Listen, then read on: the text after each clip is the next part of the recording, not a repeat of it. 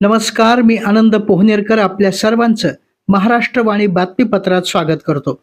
पाहूया आजच्या ठळक घडामोडी. परभणी शहरामध्ये महापालिका प्रशासनाकडून शहरवासियांना होणारा पाणी पुरवठा हा मागील 10 दिवसापासून झालेला नाही. त्यामुळे शहरवासियांना अनेक अडचणींचा सामना करावा लागत आहे. असे असताना महापालिका प्रशासन मात्र मूग गिळून गप्प आहे. त्यामुळे विस्कळीत झालेल्या पाणी पुरवठ्याबाबत महापालिका प्रशासनाने उत्तर द्यावे अशी रोखठोक भूमिका आज झालेल्या महापालिकेच्या सर्वसाधारण सभेमध्ये भारतीय जनता पार्टीच्या गटनेत्या तिरुमला खिल्लारे, नगरसेविका गिरिजा आजेगावकर, सपना जुगटे, रितेश जैन सह अन्य सदस्यांनी घेतली. त्यामुळे काही काळ भारतीय जनता पार्टी नगरसेवक आणि प्रशासनामध्ये चांगलीच खडाजंगी झाली.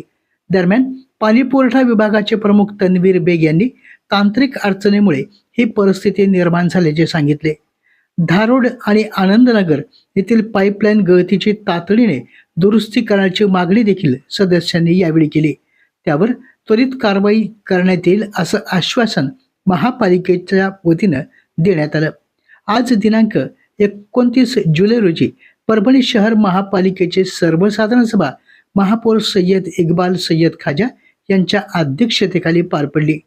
प्रारंभी दिल्लीतील जंतर मंतर येथे घडलेल्या घटनेतील मृत विद्यार्थ्यांना श्रद्धांजली अर्पण करण्यात आली. महापालिकेच्या जन्म मृत्यू प्रमाणपत्रातील नावामध्ये होणाऱ्या त्रुटीमुळे नागरिकांना होत असलेल्या अडचणीचा मुद्दा देखील सभेत चांगलाच गाजला. आयुक्तांनी प्रभाग समिती अ, ब आणि क अंतर्गत स्वतंत्र जन्म मृत्यू कार्यालय सुरू करण्यात येणार असल्याचे सांगितले. तर महापौरांनी संबंधित कार्यालयामध्ये CCTV कॅमेरे बसविण्यात येतील अशी घोषणा केली. आरोग्य विभागातील कार्डियाक ॲम्ब्युलन्स दुरुस्ती करून नागरिकांच्या सेवेत उपलब्ध करून द्यावे अशी मागणी नगरसेविका अश्विनी अमोल जाधव यांनी केली. या विषयावर अक्षय देशमुख यांनी कार्डियाक ॲम्ब्युलन्स आणि शववाहिनी नाममात्र दरानं उपलब्ध करून द्यावी अशी मागणी केली. यावेळी महापौर सय्यद इक्बाल यांनी जेवढे किलोमीटर गाडी जाणार आहे त्यासाठी लागणारं इंधन संबंधितांनी द्यावं असं स्पष्ट केलं.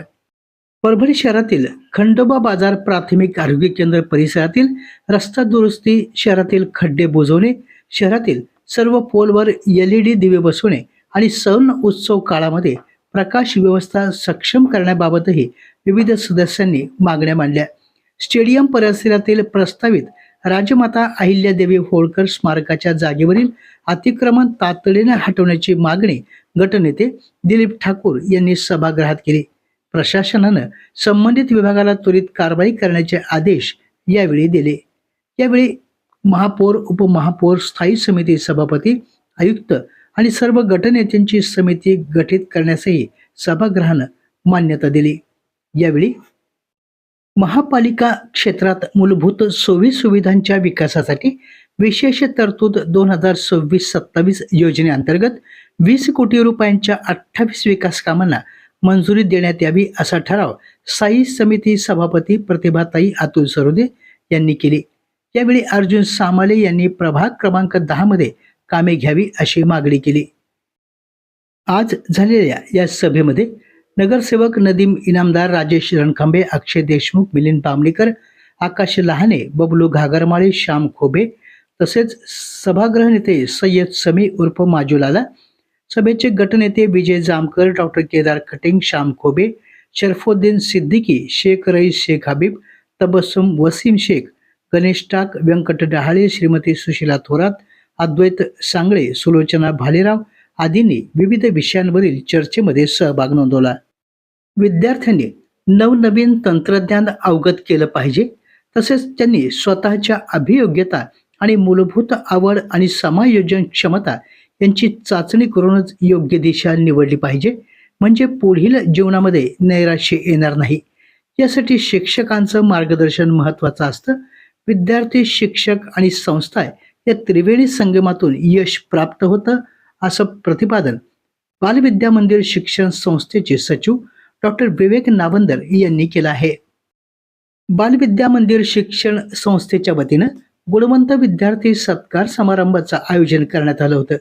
या कार्यक्रमाच्या अध्यक्षस्थानी संस्थेचे उपाध्यक्ष ॲडव्होकेट विलास पोंडोळकर, तर प्रमुख अतिथी म्हणून संस्थेचे सचिव डॉक्टर विवेक नामंदर, सहसचिव डॉक्टर संजय देशपांडे, संस्था सदस्य पवनकुमार झांझरी, मल्हार विहिटकर, डॉक्टर अनिता विवेक नावंदर, मुख्याध्यापक अरुण बोराडे, उपमुख्याध्यापक रामदास तुमेवार, पर्यवेक्षक प्रदीप रुघे, बळीराम कोपरटकर, सीमा बोके, नितीन गोराटकर, रमेश कापसे तसेच प्राथमिक शाळेच्या मुख्याध्यापिका सुनीता जाधव, पर्यवेक्षक सुरेश रमंदळे आदींची उपस्थिती होती. पुढे बोलताना डॉक्टर विवेक नावंदर म्हणाले, विद्यार्थी आणि शिक्षकांचं नातं अतूट असतं. शालेय जीवनापासूनच शिक्षकांनी विद्यार्थ्यांना खडतर मार्गावरून चालण्यासाठी त्यांच्यामध्ये आत्मविश्वास निर्माण करावा. कठोर परिश्रमाबरोबरच विद्यार्थ्यांमध्ये वैज्ञानिक दृष्टिकोन रुजविण्याची आवश्यकता आहे.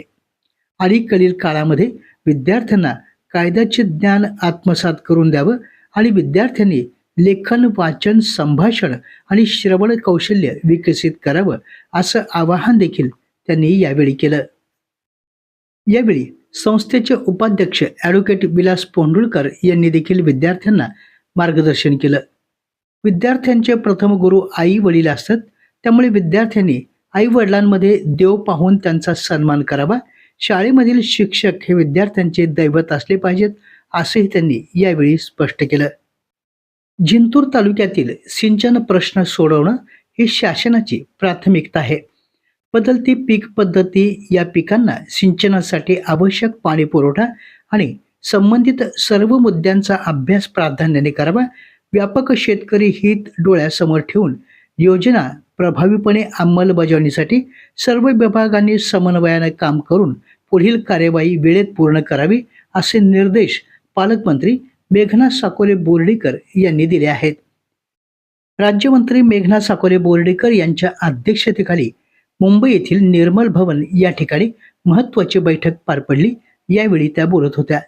एलतेरे धरणाच्या उद्भवातून जिंतूर तालुक्याकरता बंद पाईपलाईनद्वारे PDN अंतर्गत सिंचनासाठी पाणी उपलब्ध करून देण्याबाबत घेण्यात आलेल्या बैठकीमध्ये वरिष्ठ अधिकाऱ्यांच्या उपस्थितीमध्ये चर्चा करण्यात आली.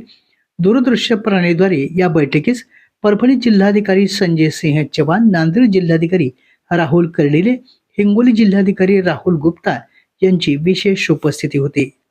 आषाढ पौर्णिमेनिमित्त आज परभणी शहरामध्ये गुरुपौर्णिमा भक्तिभाव आणि उत्साहामध्ये साजरी करण्यात आली. शाळा, महाविद्यालय, शैक्षणिक संस्था तसेच धार्मिक स्थळा या ठिकाणी विविध सामाजिक संघटनांच्या वतीनं गुरुजनांचा सत्कार, पूजन आणि कृतज्ञता व्यक्त करणारे कार्यक्रम आयोजित करण्यात आले होते. गुरुपौर्णिमा हा दिवस महर्षी वेदव्यास यांची जयंती म्हणूनही साजरा केला जातो आणि गुरु शिष्य परंपरेचं महत्त्व अधोरेखित करणारा हा दिवस मानला जातो. आज परभणी शहरातील श्री चिंतामणी महाराज मंदिर या ठिकाणी सकाळपासूनच भाविकांनी दर्शनासाठी गर्दी केली.